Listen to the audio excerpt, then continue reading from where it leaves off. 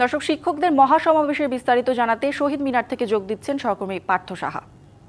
পার্থ, আমরা ইতিমধ্যেই জেনেছি যে শিক্ষকদের ৩ দাবির সাথে বিএনপি একাত্মতা প্রকাশ করেছে এবং সরকারকেও আহ্বান জানিয়েছেন দাবি যেন বিবেচনা করেন তারা। তো বিএনপির একাত্মতা প্রকাশের পর কি বলছেন শিক্ষকরা, জানাবেন। যেমনটি বলছিলেন, ৩ দফা দাবিতে সকাল থেকেই কিন্তু কেন্দ্রীয় শহীদ মিনারে মহাসমাবেশ করছেন শিক্ষক এবং কর্মচারীরা।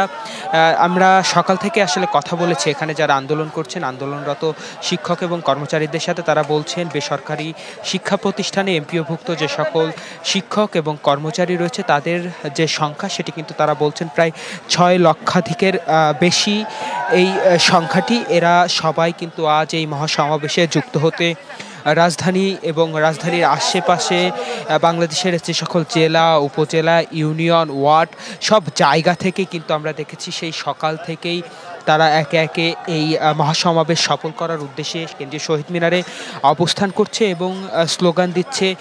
যেমনটি বলছিলেন, এই মহাসমাবেশে কিন্তু কিছু সময় আগে বিএনপির তরফ থেকে একটি প্রতিনিধি দল আসেন এবং তারাও এই শিক্ষকদের আন্দোলনের সাথে একত্রতা পোষণ করেছে এবং জামায়াতে ইসলামী সহ বেশ কয়েকটি রাজনৈতিক দল এবং আশেপাশের শিক্ষা প্রতিষ্ঠান থেকে শিক্ষার্থী তারাও কিন্তু এসে এখানে অবস্থানরত আন্দোলনরত শিক্ষকদের নানা রকম সহযোগিতা করছে। কেউ পানি, কেউ রাত্রে যাপনের জন্য সহযোগিতা করছে। তবে এখানে যারা আন্দোলন করছে তাদের কিন্তু আজ নবম দিন। আসলে এই নবম দিনে তারা যে মহাসমাবেশের ডাক দিয়েছে, এর আগে তারা কিন্তু শুরুটা করেছিল প্রেস ক্লাবের সামনে তাদের যে অবস্থান কর্মসূচি, সেই অবস্থান কর্মসূচির পর তারা শহীদ মিনারে অবস্থান করে। শহীদ মিনার থেকে সচিবালয়, লং মার্চ টু সচিবালয়, এরপরে শাহবাগ অবরোধ।